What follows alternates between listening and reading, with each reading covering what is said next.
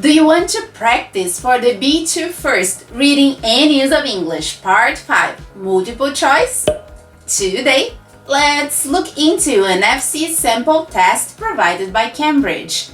But first, make sure to subscribe to this channel. Are you already subscribed? Oh, so let's go!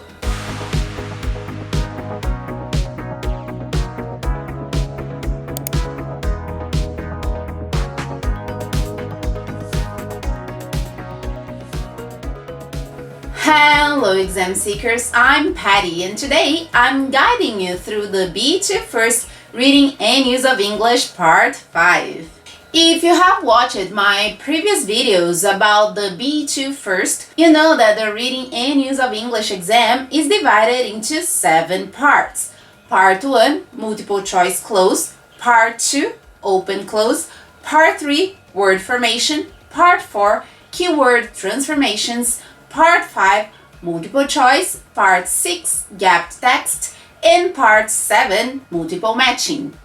I've already made videos about the 4 parts focused on the use of English. That is, Part 1, Multiple Choice Close, Part 2, Open Close, and Part 3 and 4, Word Formation and Keywords Transformations. Make sure you check them out. Today, I'm going to go over the first reading comprehension task, Part 5, Multiple Choice. Before I go over the tips for Part 5, keep in mind that Parts 1 to 4 are from what I call the first part of the exam. What does that mean? Well, this is a reading and use of English exam, which means that there are some tasks that test your knowledge in relation to grammar and vocabulary, the use of English part, and some tasks that assess your knowledge in relation to your reading comprehension skills. Basically, the first part is testing your ability to multiple choice close, choose the correct word, vocabulary, from a list of words provided to complete the sentences. Open close, figure out the words, vocabulary, to complete the test, no words provided. Word formation, transform the provided word into one that fits correctly, vocabulary, part of speech. Keyword transformations, rewrite part of a sentence using the words provided, vocabulary and grammar. The second part of the exam, which I'm talking about today, focuses on testing your ability to understand a text and show comprehension. Before digging into today's task, let me tell you about the differences between the Part 1 Multiple Choice Close and Part 5 Multiple Choice. In Part 1 Multiple Choice Close, you will receive a text with gaps. That's a closed test, which you have to fill with the provided words, multiple choice. For Part 5, multiple choice, you will receive a text and 6 questions with 4 options, each A, B, C, D. You are supposed to choose one of the alternatives to answer the comprehension questions correctly. Each right answer accounts for 2 marks, therefore a total of 12 marks. For this reason, save some time and prepare well for the reading exercises. Alright? Now, some tips. Whenever I have to do a reading activity, I will always look into the questions and the answers before going to the text. This helps you to have more guided reading and have some extra time to focus on other activities, rather than wasting your time reading the whole text more than once. Also, you can save this extra time for a review before transferring your answers to the transfer sheet. Something to take into consideration is the keywords that you may find in the questions and in the alternatives. Those will be key not only to your understanding, but also when trying to identify the opposites or synonyms in the text. making sure you can deal with a variety of expressions and ideas and still manage to get to the correct answer. Additionally, something that may come in handy is to know that the questions tend to follow the order of the text. So you are less likely to find the answers to the first question in the last paragraph of the text, unless this is a question regarding the main idea of the whole text. What I'm used to doing, I read the first question and then I read the first paragraph and go in that order until the end. So let's work with a sample for the B2 First Reading and Use of English Part 5 multiple choice. As I said, I would first go and read the question and the alternatives and underline the key points mentioned. 31. In the first paragraph, what is Caitlin's main point about the island? A. It can be dangerous to try to cross from mainland. B. It is much smaller than it looks from the mainland. C. It is only completely cut off at certain times. Or D. It can be a difficult place for people to live in. Then I would read the first paragraph. We live on the island of Hale. It's about 4 kilometers long and 2 kilometers wide at its broadest point, and it's joined to the mainland by a cause called the Stand, a narrow road built across the mouth of the river which separates us from the rest of the country. Most of the time you wouldn't know we're on an island because the river mouth between us and the mainland is just a vast stretch of trail grasses and brown mud. But then there is a high tide and the water rises a half a meter or so above the road and nothing can pass until the tide goes out again a few hours later. Then you know it is an island.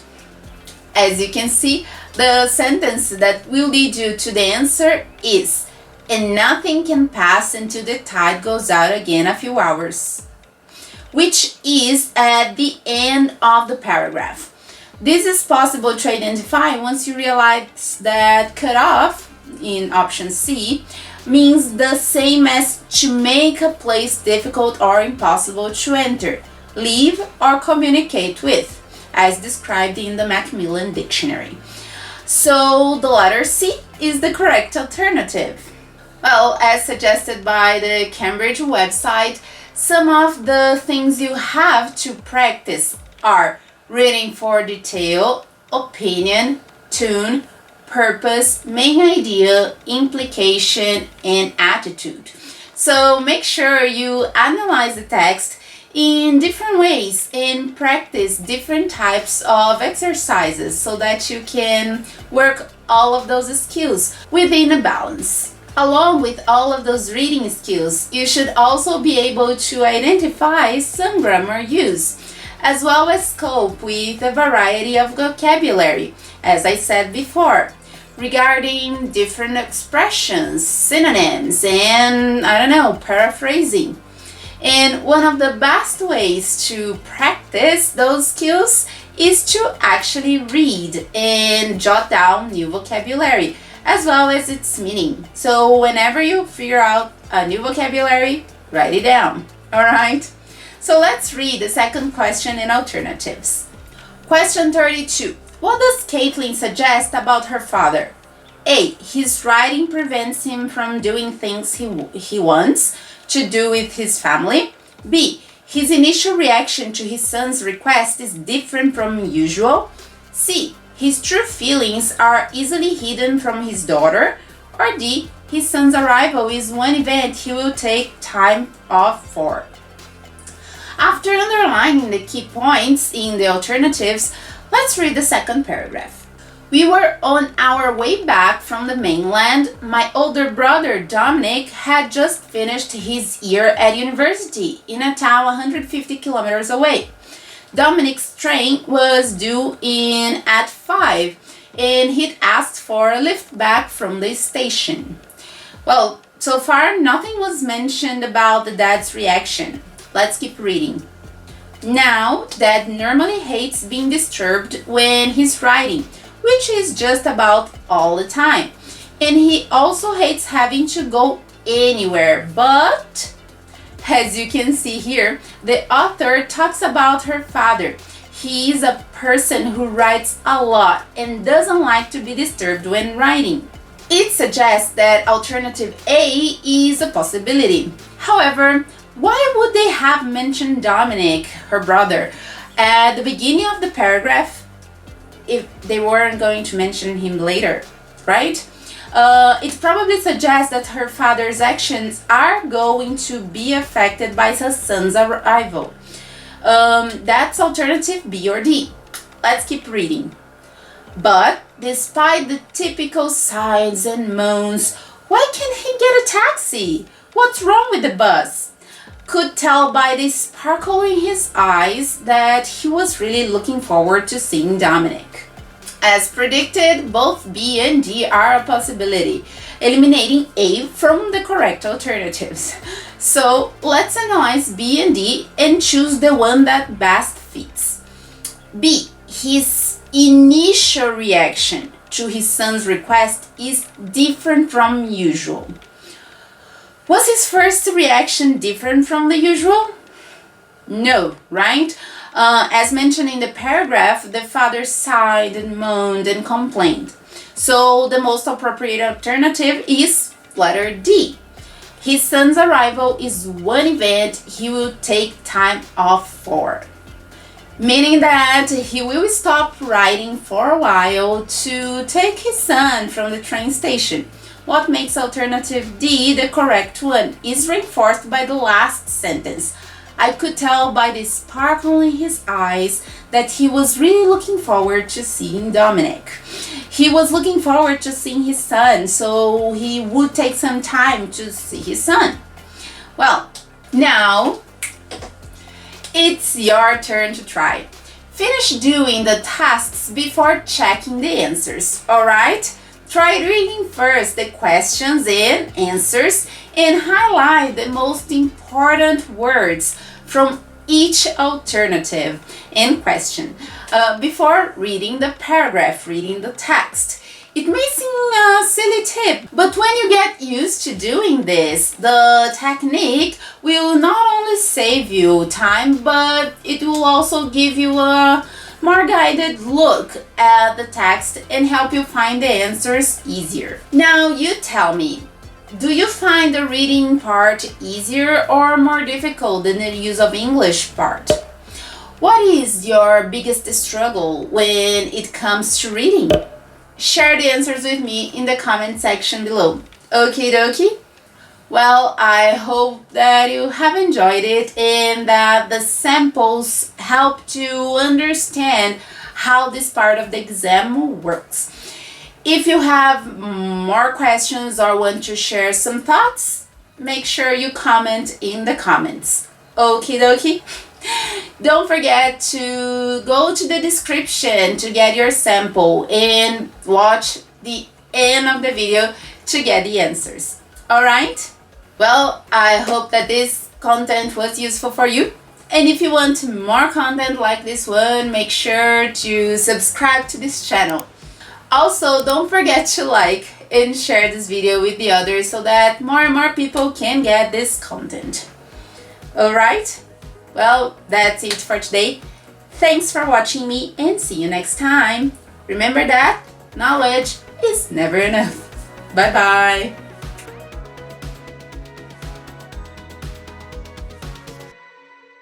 Well, I just wanted to say something. I'm very sorry guys for not being able to post this video last week.